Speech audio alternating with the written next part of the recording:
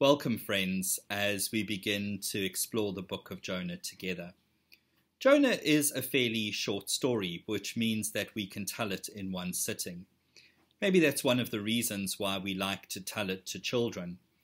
But I suppose we also like to tell it to children because it's an adventureful story and it engages our imagination. But far from being a simple story, it's actually quite complex. And if we're willing to sit with it and peel back the layers, we begin to see that it raises a number of questions for us. In fact, the book itself ends on a question. And that says something about what we're reading. This is a book that's meant to engage us in a conversation. It's meant to open up something for us. And it's one of only two books in the Hebrew Bible that end on a question. And both of these books deal with the question of God's relationship to the people of Assyria.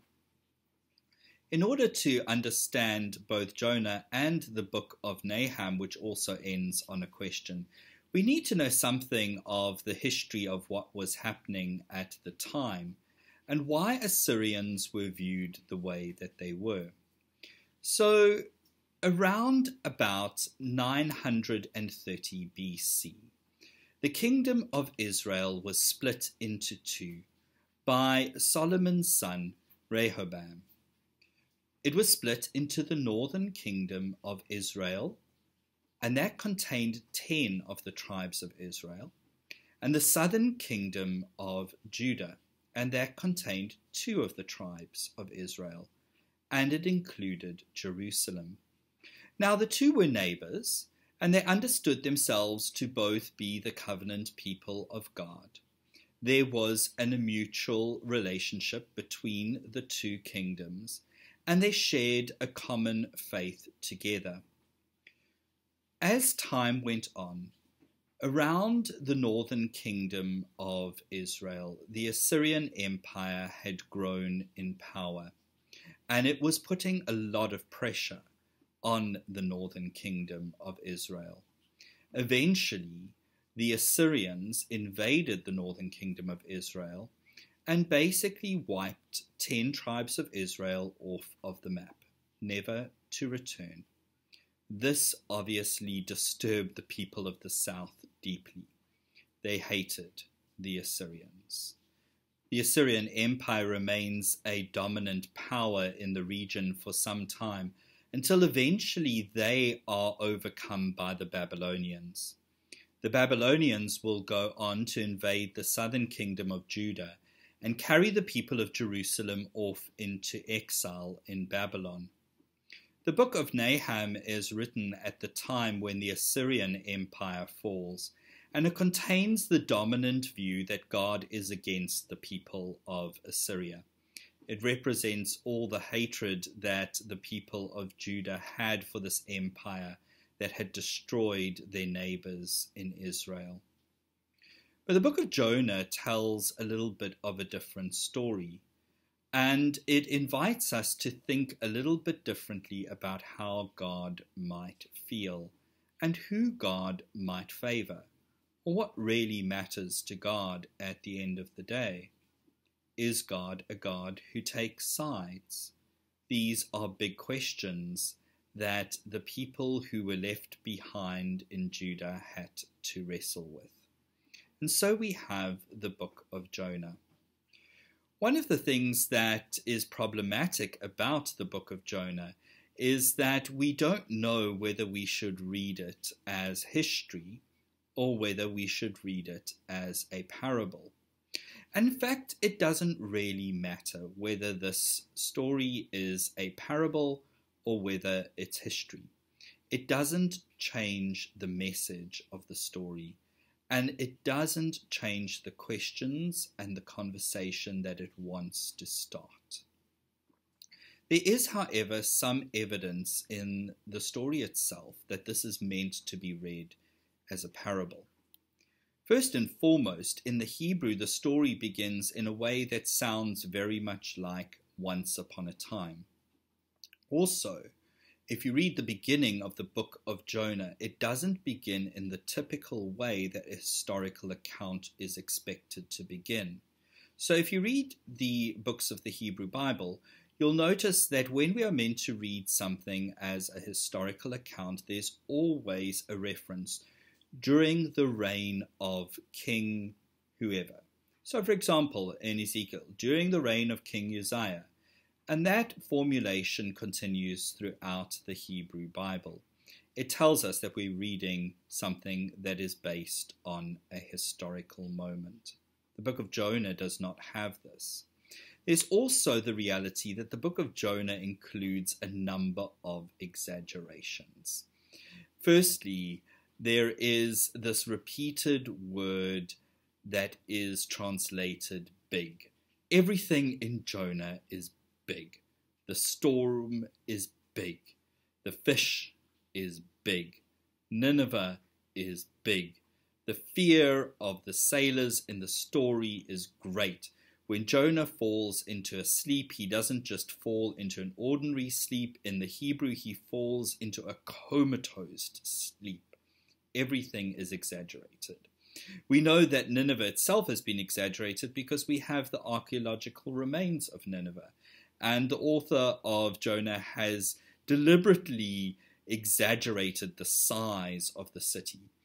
What the story is telling us is that we are being asked to expand our thinking, to stretch our minds, and we're being asked to imagine.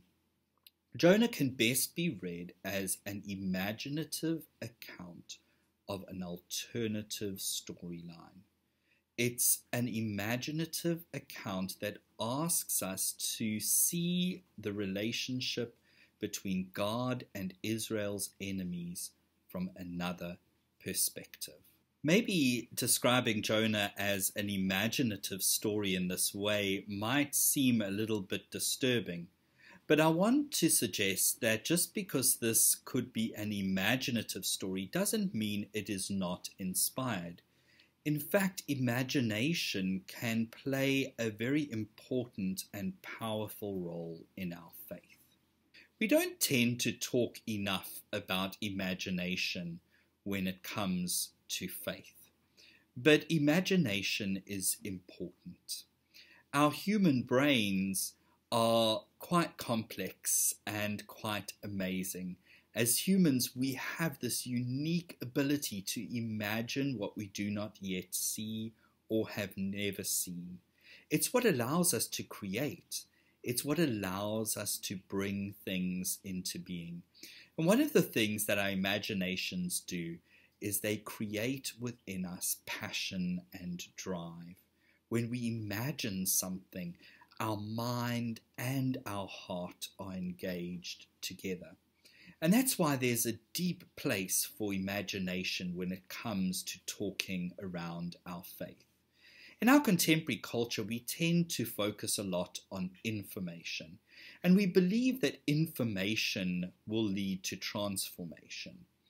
But in reality, taking another class, joining another study does not always lead to our lives being changed. Sometimes it's what captures our imagination that really changes our hearts and our lives, that leads us to act and do things differently. The writer Walter Brueggemann, who is an Old Testament theologian, speaks a lot about the prophetic imagination. And he says that the prophetic imagination is there to nurture, nourish, and evoke a consciousness and a perception, an alternative to the consciousness and perception of the dominant culture around us. The story of Jonah invites the people of the time to imagine a different kind of relationship with God. I want to note that the story of Jonah is a shared story. We share it with three different faith traditions. We share it with Judaism, but we also share it with Islam. The rabbinic tradition of reading Jonah emphasizes the failure of Jonah, and highlights the sometimes unstable relationship between two religious needs, comfort and truth. The Islamic reading of the story of Jonah puts the emphasis on God, and it puts the emphasis on Jonah, who is Yunus in the Quran, praying in the belly of the fish so that he is spat out and continues his mission after he admits that he was wrong. In the New Testament, the sign of Jonah in Matthew and Luke links the story to the story of Jesus and the inability of the religious to see what God is doing and the need for a complete change of heart, as well as the death and resurrection of Jesus to redeem human failure. Those are three ways in which the story has been read. But what I want to invite us to do is to delve into the story itself and to see what it might mean for us. So the story of Jonah begins, "Now the word of the Lord came to Jonah, son of Amittai, saying, Go at once to Nineveh, that great city, and cry out against it, for their wickedness has come up before me." But Jonah set out to flee to Tarshish from the presence of the Lord. He went down to Joppa and found a ship going to Tarshish. So he paid his fare and went on board to go with them to Tarshish, away from the presence of the Lord.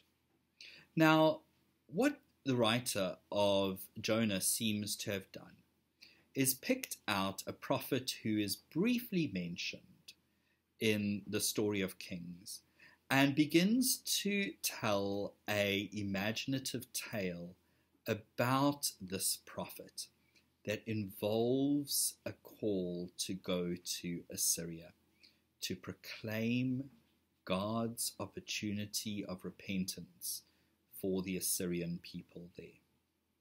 Now, already in this opening bit of Jonah, we have the echo of Jonah from the book of Kings, as well as Tarshish, which is mentioned in the book of Kings, and also Nineveh, which is mentioned in the book of Kings.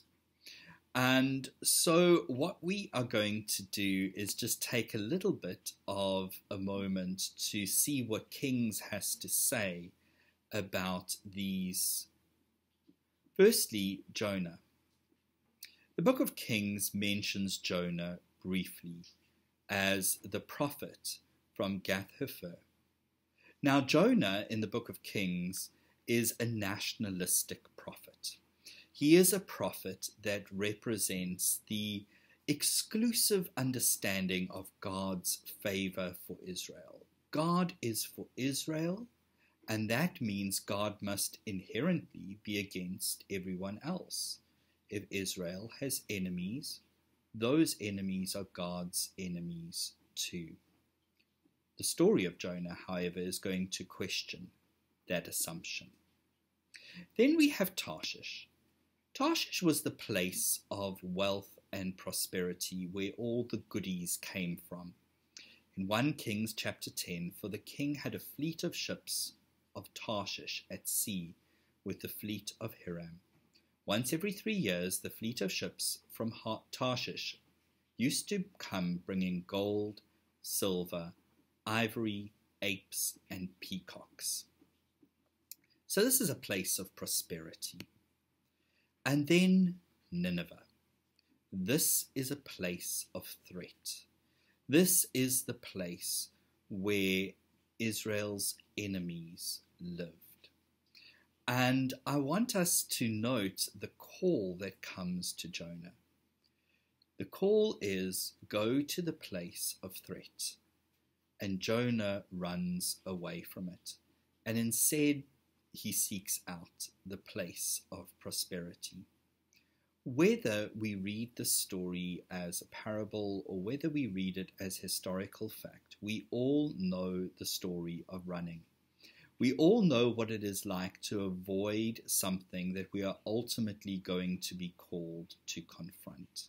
We all know what it is to want to distract ourselves, to seek what is easy and happy instead of confronting what is hard. And so these themes run through the story of Jonah. But there's also the reality that Jonah raises a question about God. Can this God be trusted? How can this God be trusted when he calls me to go and to speak to my enemies of mercy? The story of Jonah doesn't present Israel in a flattering way. In fact, there are no sympathetic Israelite characters. Quite in contrast to what would have been expected, the sailors who are not Israelites are presented in a very sympathetic light. They fear God. And the king of Nineveh is sympathetic. He responds more wholeheartedly than any Israelite king to a prophet. And this story challenges the view of Assyrians as morally and spiritually insensitive. Just as the Hebrew word for big is repeated again and again throughout the story, maybe inviting us to allow the story to stretch our imaginations, so is the Hebrew word for overturned or overthrown repeated again and again throughout the story. Maybe this is a story that invites us to overturn our thinking. Maybe it's a story that invites God to disrupt our ideas of things. I want to invite us to explore the first chapter of Jonah. And I want you to maybe read it. And if you're able to, even print out a copy of the text and take some colored pens and mark what is standing out to you. And next week we're going to pick up the story of chapter 1. But I want to invite you to delve into the book and to imagine the story as much as possible. Friends, Shalom.